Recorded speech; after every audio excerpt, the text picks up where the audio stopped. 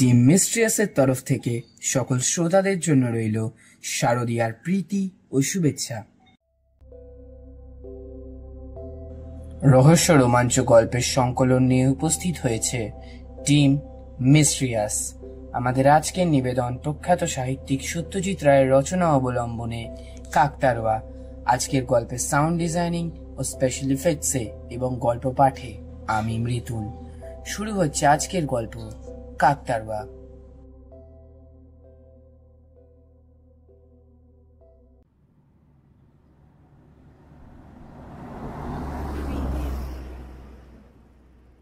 মৃগাঙ্কবাবুর সন্দেহটা যে অমূলক নয় সেটা প্রমাণ হলো পানাগড়ের কাছাকাছি এলে। গাড়ির পেট্রোল ফুরিয়ে গেল। পেট্রোলে ইন্ডিকেটরটা কিছুকাল থেকেই গোলমাল করছে সে কথা আজও বেরোবার মুখে ড্রাইভার সুধীরকে বলেছেন, কিন্তু সুধীর গা করেনি। আসলে কাঁটা যা বলছিল তার চেয়ে কম পেট্রোল ছিল ট্যাঙ্কে। এখন কি হবে জিজ্ঞেস করলেন মৃগাঙ্কবাবু। আমি পানাগড় চলে যাচ্ছি বলল সুধীর। সেখান থেকে তেল নিয়ে আসবো। পানাগড় এখান থেকে কতদূর? মাইল 3 হবে। তার মানে তো 2-2.5 ঘন্টা। শুধু তোমার দোষেই এটা হলো। এখন আমার অবস্থাটা কি হবে ভেবে দেখেছো? মৃগাঙ্কবাবু ঠান্ডা মেজাজের মানুষ, কিন্তু 2.5 ঘন্টা খোলা মাঠের মধ্যে একা গাড়িতে বসে থাকতে হবে জেনে মেজাজটা খিটখিটে হয়ে গিয়েছিল। তাহলে আর দেরি করো না, বেরিয়ে পড়ো। 8টার মধ্যে কলকাতা ফিরতে পারবে তো? এখন 3:30। তা পারবো বাবু। এই নাও টাকা, আর ভবিষ্যতে এমন ভুলটি করো না কখনো। লং জার্নিতে এসব রিস্কের মধ্যে যা কখনোই উচিত নয়। সুধীর টাকা নিয়ে চলে গেল পানাগড় অভিমুখে। মৃগাঙ্কশেখর মুখোপাধ্যায় খ্যাতনামা জনপ্রিয় সাহিত্যিক। দুর্গাপুরের একটি ক্লাবের সাংস্কৃতিক অনুষ্ঠানে তাকে ডাকা হয়েছিল মানপত্র দেয়া হবে বলে। ট্রেনে রিজার্ভেশন পাওয়া যায়নি, তাই মোটরে যাত্রা। সকালে চা খেয়ে বেরিয়েছেন, আর ফেরার পথে এই দুর্যোগ। মৃগাঙ্কবাবু কুসংস্কারে বিশ্বাস করেন না।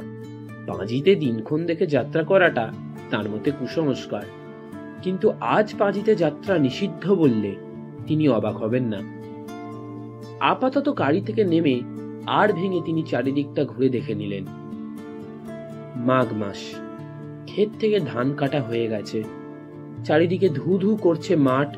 দূরে, বেশ দূরে একটি মাত্র কুঁড়ে ঘর একটি তেঁতুল গাছের পাশে দাঁড়িয়ে আছে। এছাড়া বসতির কোনো চিহ্ন নেই। আর দূরে রয়েছে এক সারি তাল গাছ, আর সবকিছুর পিছনে জমাট বাঁধা বন। এই হলো রাস্তার একদিক, অর্থাৎ পূব দিকের দৃশ্য। পশ্চিমেও বিশেষ পার্থক্য নেই। রাস্তা থেকে 40-50 হাত দূরে একটা পুকুর রয়েছে, তাতে জল বিশেষ নেই। গাছপালা যা আছে তা 2-1টা বাবলা ছাড়া সবই দূরে। এদিকেও 2টি কুঁড়ে ঘর আছে, কিন্তু মানুষের কোনো চিহ্ন নেই। আকাশে উত্তরে মেঘ দেখা গেলেও এদিকে রোদ। মাঠের মধ্যে দাঁড়িয়ে আছে একটা কাকতাড়ুয়া। শীতকাল হলেও রোদের তেজ আছে বেশ, তাই মৃগাঙ্কবাবু গাড়িতে ফিরে এলেন। এরপর ব্যাগ থেকে একটা গোয়েন্দা কাহিনী বার করে পড়তে আরম্ভ করলেন। এর মধ্যে 2টো অ্যাম্বাসেডর আর একটা লরি গেছে তার পাশ দিয়ে, তার মধ্যে একটা কলকাতার দিকে, কিন্তু কেউ তার অবস্থা জিজ্ঞেস করার জন্য থামেনি। মৃগাঙ্কবাবু মনে মনে বললেন, বাঙালিরা এ ব্যাপারে বড়ই স্বার্থপর হয়। নিজের অসুবিধা করে পরের উপকার করাটা তাদের কুষ্ঠিতে লেখে না। তিনি নিজেও কি এদের মতোই ব্যবহার করতেন? হয়তো তাই। তিনিও তো বাঙালি। লেখক হিসেবে তার খ্যাতি আছে ঠিকই, কিন্তু তাতে তার মজ্জাগত দোষগুলোর কোনো সংস্কার হয়নি। উত্তরের মেঘটা অপ্রত্যাশিতভাবে দ্রুত এগিয়ে এসে সূর্যটাকে ঢেকে ফেলেছে। সঙ্গে সঙ্গে একটা ঠান্ডা হাওয়া। মৃগাঙ্কবাবু ব্যাগ থেকে পুলোভারটা বার করে পরে নিলেন। এদিকে সূর্যও দ্রুত নিচের দিকে নেমে এসেছে। 5টার মধ্যেই অস্ত যাবে, তখন ঠান্ডা বাড়বে। কি মুশকিলে ফেললো সুধীর তাকে। মৃগাঙ্কবাবু দেখলেন যে বইয়ে মন দিতে পারছেন না। তার চেয়ে নতুন গল্পের প্লট ভাবলে কেমন হয়। ভারত পত্রিকা তার কাছ থেকে একটি গল্প চেয়েছে, সেটা এখনো লেখা হয়নি। একটা প্লটের খানিকটা মাথায় এসেছে এই পথটুকু আসতেই মৃগাঙ্কবাবু নোটবুক বার করে কয়েকটা পয়েন্ট লিখে ফেললেন। না, গাড়িতে বসে আর ভালো লাগছে না। খাতা বন্ধ করে আবার বাইরে এসে দাঁড়ালেন মৃগাঙ্কবাবু। তারপর কয়েক পা সামনে এগিয়ে রাস্তার মাঝখানে দাঁড়িয়ে এদিকে ওদিকে দেখে তার মনে হলো বিশ্ব চরাচরে তিনি একা। এমন একা তিনি কোনোদিন অনুভব করেননি। না, ঠিক একা নয়, একটা নকল মানুষ আছে কিছু দূরে দাঁড়িয়ে, ওই কাকতাড়ুয়াটা। মাঠের মধ্যে এক জায়গায় কি যেন একটা শীতের ফসল রয়েছে একটা ক্ষেতে, তারই মাঝখানে দাঁড়িয়ে আছে কাকতাড়ুয়াটা। একটা খাড়া বাঁশ মাটিতে পোতা, তার সঙ্গে আড়াআড়ি ভাবে একটা বাঁশ ছড়ানো হাতের মতো দুদিকে বেরিয়ে আছে। এই হাত দুটো গলানো রয়েছে একটা ছেঁড়া জামার দুটো আস্তিনের মধ্যে দিয়ে। খাড়া বাঁশটার মাথায় রয়েছে একটা উপুর করা মাটির হাড়ি। দূর থেকে দেখে বোঝা যায় না, কিন্তু মৃগাঙ্কবাবু অনুমান করলেন যে হাড়ির রং কালো, আর তার উপর সাদা রং দিয়ে আঁকা রয়েছে ড্যাবা ড্যাবা চোখ মুখ।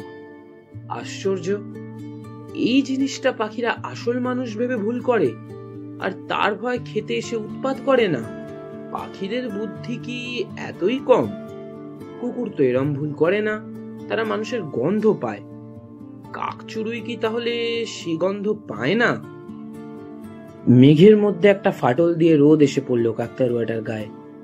মৃগাঙ্কবাবু লক্ষ্য করলেন যে জামাটা কাকতাড়ুয়াটার গায়ে পরানো আছে সেটা একটা ছিটের শার্ট। কার কথা মনে পড়লো এই ছেঁড়া লাল কালো শার্টটা দেখে? মৃগাঙ্কবাবু অনেক চেষ্টা করেও মনে করতে পারলেন না, তবে কোনো একজনকে তিনি ওরকম একটা শার্ট পরতে দেখেছেন বেশ কিছুকাল আগে। আশ্চর্য, ওই একটি নকল প্রাণী ছাড়া আর কোনো প্রাণী নেই। মৃগাঙ্কবাবু আর ওই কাকতাড়ুয়া। এই সময়টা খেতে কাজ হয় না বলে গ্রামের মাঠে ঘাটে লোকজন কম দেখা যায় ঠিকই, কিন্তু এরকম নির্জনতা মৃগাঙ্কবাবুর অভিজ্ঞতা এই প্রথম। মৃগাঙ্কবাবু ঘড়ি দেখলেন, 4:20। সঙ্গে ফ্লাস্কে চা রয়েছে, সেটা সদ্ব্যবহার করা যেতে পারে। গাড়িতে ফিরে এসে ফ্লাস্ক খুলে ঢাকনায় চা ঢেলে খেলেন মৃগাঙ্কবাবু। শরীরটা একটু গরম হলো। কালো মেঘের ফাঁক দিয়ে সূর্যটাকে একবার দেখা গেল। কাকতাড়ুয়াটার গায়ে এসে পড়েছে লালচে রোদ। সূর্য দূরের তালগাছটার মাথার কাছে এসেছে, আর মিনিট 5 পরেই অস্ত যাবে। আর একটা অ্যাম্বাসেডর মৃগাঙ্কবাবুর গাড়ির পাশ দিয়ে বেরিয়ে গেল। মৃগাঙ্কবাবু আরেকটু চা ঢেলে খেলেন, আবার গাড়ি থেকে নামলেন। সুধীরের আসতে এখনো ঘন্টাখানেক দেরি আছে, কি করা যায়? পশ্চিমের আকাশ এখন লাল, সেদিক থেকে মেঘ সরে এসেছে। 4টা লাল সূর্যটা দেখতে দেখতে দিগন্তের আড়ালে চলে গেল। এবার ঝপ করে অন্ধকার নামবে। কাকতাড়ুয়া। কেন জানি মৃগাঙ্কবাবু অনুভব করছেন প্রতি মুহূর্তেই ওই নকল মানুষটা তাকে বেশি করে আকর্ষণ করছে। সেটার দিকে একদৃষ্টে চেয়ে থাকতে থাকতে মৃগাঙ্কবাবু কতকগুলি জিনিস লক্ষ্য করে একটা হৃদকম্পন অনুভব করলেন। ওটার চেহারায় সামান্য পরিবর্তন হয়েছে কি? হাত দুটো কি নিচের দিকে নেমে এসেছে খানিকটা? দাঁড়ানোর ভঙ্গিটা কি আরেকটু জ্যান্ত মানুষের মতো? খাড়া বাঁশটার পাশে আর একটা বাঁশ দেখা যাচ্ছে। ও দুটো কি বাঁশ না ঠ্যাং? মাথার হাঁড়িটা একটু ছোট মনে হচ্ছে না? তিনি কি এই তেপান্তরের মাঠে একা দাঁড়িয়ে থাকতে থাকতে চোখে ভুল দেখছেন? কাকতাড়ুয়া কখনো জ্যান্ত হয়ে ওঠে? কখনোই না। কিন্তু মৃগাঙ্কবাবুর দৃষ্টি আবার কাকতাড়ুয়াটার দিকে গেল। কোনো সন্দেহ নেই সেটা জায়গা বদল করেছে। সেটা ঘুরে দাঁড়িয়ে তাঁর দিকে খানিকটা এগিয়ে এসেছে না, আসছে। খুঁড়িয়ে খুঁড়িয়ে চলা, কিন্তু দুপায়ে চলা। হাঁড়ির বদলে একটা মানুষের মাথা, গায়ে এখনো সেই ছিটের শার্ট, আর তার সঙ্গে মাল কোচে দিয়ে পড়া খাটো ময়লা ধুতি। বাবু! মৃগাঙ্কবাবুর সমস্ত শরীরের মধ্যে দিয়ে একটা শিহরণ খেলে গেল। কাকতাড়ুয়া মানুষের গলায় ডেকে উঠেছে এবং এই গলা তার চেনা। এ হলো তাদের এককালে গৃহকর্মী অভিরামের গলা। এদিকেই তো ছিল অভিরামের দেশ। একবার তাকে জিজ্ঞেস করেছিলেন মৃগাঙ্ক বাবু। অভিরাম বলেছিল সে তাকে মানকরের পাশের গাঁয়ে, পানাগড়ের আগের স্টেশনই তো মানকর। মৃগাঙ্ক বাবু চরম ভয় পিছোতে পিছোতে গাড়ির সঙ্গে সেঁটে দাঁড়ালেন। অভিরাম এগিয়ে এসেছে তাঁর দিকে। এখন সে মাত্র 10 গজ দূর। আমায় চিনতে পারছেন বাবু? মনে যতটা সাহস আছে সবটুকু একত্র করে মৃগাঙ্ক বাবু প্রশ্নটা করলেন। তো তুমি অভিরাম না? একদিন পরেও আপনি চিনেছেন বাবু? মানুষের মতোই দেখাচ্ছে অভিরামকে, তাই বোধহয় মৃগাঙ্ক বাবু সাহস পেলেন। বললেন, তো তোমাকে চিনেছি তোমার জামা দেখে। এ জামা তো আমি তোমাকে কিনে দিয়েছিলাম। হ্যাঁ বাবু, আপনিই দিয়েছিলেন। আপনি আমার জন্য অনেক করেছেন, কিন্তু শেষে এমন হলো কেন বাবু? আমি তো কোনো দোষ করিনি। আপনারা আমার কথা বিশ্বাস করলেন না কেন? মৃগাঙ্ক বাবুর মনে পড়ল 3 বছর আগের ঘটনা। অভিরাম ছিল মৃগাঙ্ক বাবুদের 20 বছরের পুরনো গৃহকর্মী। শেষে একদিন অভিরামের ভীমরতি ধরে। সে মৃগাঙ্ক বাবুর বিয়েতে পাওয়া সোনার ঘড়িটি চুরি করে বসে। সুযোগ সুবিধা দুই ছিল অভিরামের। অভিরাম নিজে অবশ্য অস্বীকার করে, কিন্তু মৃগাঙ্ক বাবুর বাবা ওঝা ডাকিয়ে কুলোতে চাল ছুঁড়ে মেরে প্রমাণ করিয়ে দেন যে অভিরামই চোর। ফলে অভিরামকে ছাড়িয়ে দেওয়া হয়। অভিরাম বলল, আপনাদের ওখান থেকে চলে আসার পর আমার কি হলো জানেন?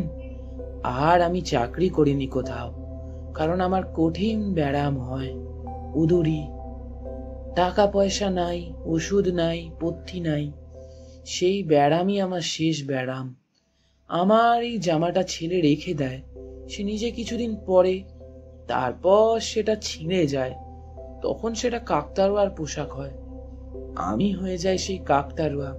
কেন জানেন? আমি জানতাম একদিন না একদিন আপনার সঙ্গে আবার দেখা হবে। আমার প্রাণটা ছটফট করছিল। হ্যাঁ, মৃত লোকেরও প্রাণ থাকে।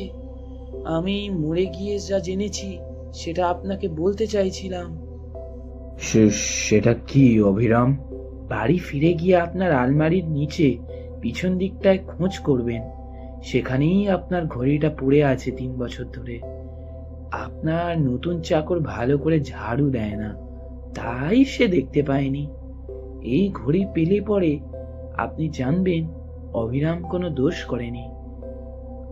অভিরামকে আর ভালো করে দেখা যায় না। সন্ধে নেমে এসেছে। মৃগাঙ্ক বাবু শুনলেন অভিরাম বলছে, এতকাল পরে নিশ্চিন্ত হলাম বাবু। আমি আসি, আমি আসি। মৃগাঙ্ক বাবুর চোখের সামনে থেকে অভিরাম অদৃশ্য হয়ে গেল। তেল এনেছি বাবু। সুধীরের গলায় মৃগাঙ্ক বাবুর ঘুমটা ভেঙে গেল। গল্পের প্লট ফাঁদতে ফাঁদতে কলম হাতে গাড়ির মধ্যে ঘুমিয়ে পড়েছিলেন তিনি। ঘুম ভাঙতেই তার দৃষ্টি চলে গেল পশ্চিমের মাঠের দিকে। কাকতাড়ুয়াটা যেমন ছিল তেমন ভাবেই দাঁড়িয়ে আছে। বাড়িতে এসে আলমারির তলায় খুঁজতেই ঘড়িটা বেরিয়ে পড়ল। মৃগাঙ্ক বাবু স্থির করলেন ভবিষ্যতে আর কিছু খোয়া গেলেও ওঝার সাহায্য আর কখনো নেবেন না।